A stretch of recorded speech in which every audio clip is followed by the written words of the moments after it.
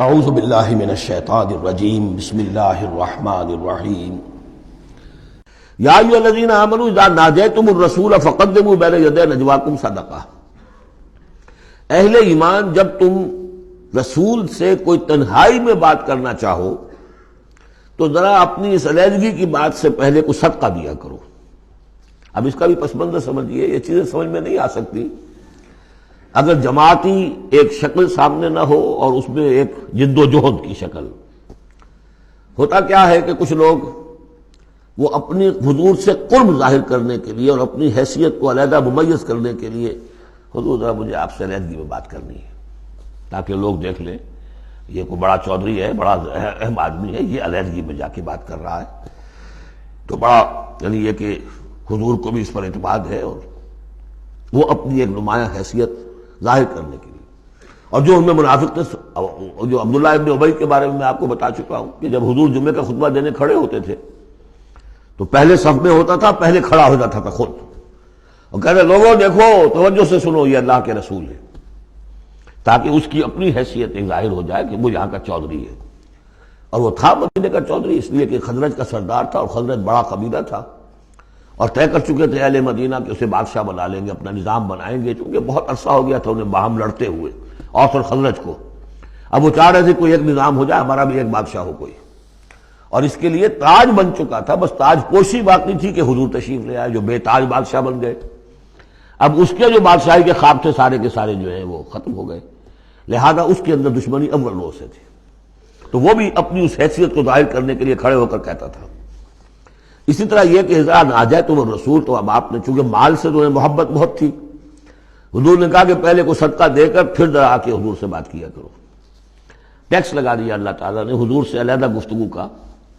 اب وہ تو اس سے پہلوتی کر گئے، اور تھا صرف یہی بتانا تھا کہ یہ لوگ جو بہت قریب آ کے حضور سے باتیں کیا کرتے تھے، ان کو مال سے اتنی محبت ہے کہ کوئی صدقہ دے کر اور پھر حضور سے علیحدہ گفتگو کرنے کے لیے کوئی آمادہ نہیں ہوا ان میں سے۔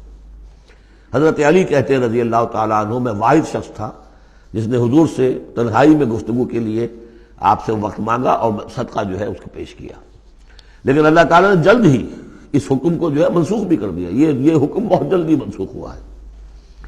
یا ایھا الذین آمنوا اذا ناجیتم الرسول فقدموا بین یدی نجواکم صدقہ ذالک خیر لکم واطہر، یہ تمہارے لیے بہت بہتر بھی ہے اور بہت پاکیزہ بات ہے۔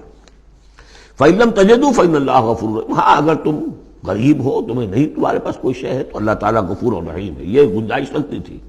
لیکن ظاہر بات ہے منافقین تو غریب نہیں تھے، متمول لوگ تھے، مرفع الحال لوگ تھے۔ اس کے بعد فرمایا اَأَشْفَقْتُمْ أَن تُقَدِّمُوا بَيْنَ يَدَيْ نَجْوَاكُمْ صَدَقَاتٍ، کیا تم ڈر گئے اس سے کہ رسول کے ساتھ اپنی تنہائی کی بات اور ملاقات سے پہلے کوئی صدقہ دو؟ فَإِذْ لَمْ تَفْعَلُوا وَتَابَ اللَّهُ عَلَيْكُمْ، تو جب تم نے یہ نہیں کیا تو اللہ تعالیٰ نے بھی تمہاری توبہ کو قبول کیا، تم پر نظر عنایت فرمائی۔ فَأَقِیمُوا الصَّلَاةَ وَآتُوا الزَّکَاةَ وَأَطِیعُوا اللَّهَ وَرَسُولَهُ، تو بس ٹھیک ہے نماز قائم رکھو، زکوٰۃ ادا کرو، اور اللہ اور اس کے رسول کی اطاعت کرتے رہو۔ واللہ خبیر بما تعملون، اور اللہ باخبر ہے اس سے کہ جو تم کر رہے ہو۔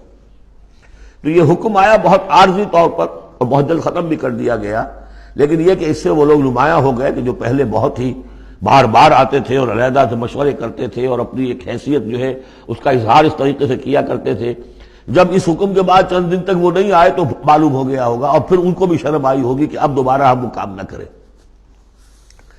الم تر الی الذین تولوا قوما غضب اللہ علیہم، کیا تم نے غور نہیں کیا کہ وہ لوگ کہ جنہوں نے دوستی گانٹھی ہے ان سے کہ جن پر اللہ کا غضب ہے۔ یہاں مراد کون ہے؟ یہودی کون ہے؟ مغضوب علیہم، جو لوگ ہیں مسلمانوں تم میں سے، چاہے اوس کے ہوں یا خزرج کے ہوں، جنہوں نے ان سے ابھی تک یارانے گانٹھے ہوئے ہیں، دوستیاں ہیں، حلیفی کے پرانے تعلقات کو ابھی تک نبھا رہے ہو۔ الم تر الی الذین تولوا قوما غضب اللہ علیہم ما هم منکم ولا منهم، وہ نہ تم میں سے ہے نہ ان میں سے ہے۔ یہ منافقین کا یہ رول، لا الہ ہؤلاء ولا الہ ہؤلاء مذبذبین بین ذلک، سورہ نساء میں ہم پڑھ چکے ہیں۔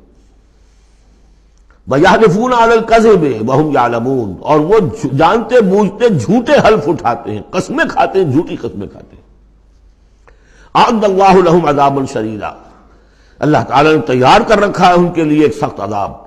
إِنَّهُمْ سَاءَ مَا كَانُوا يَعْمَلُونَ، یقیناً جو طرز عمل وہ اختیار کیے ہوئے ہیں وہ بہت ہی برا ہے۔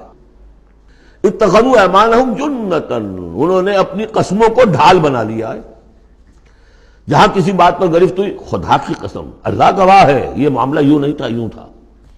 اب دوسرا شخص جو ہے شریف مسلمان ہے، وہ مروت میں آ کے اللہ کی قسم کھا رہا ہے تو کم سے کم چپ تو ہو جاتا تھا، اب میں کیا کروں؟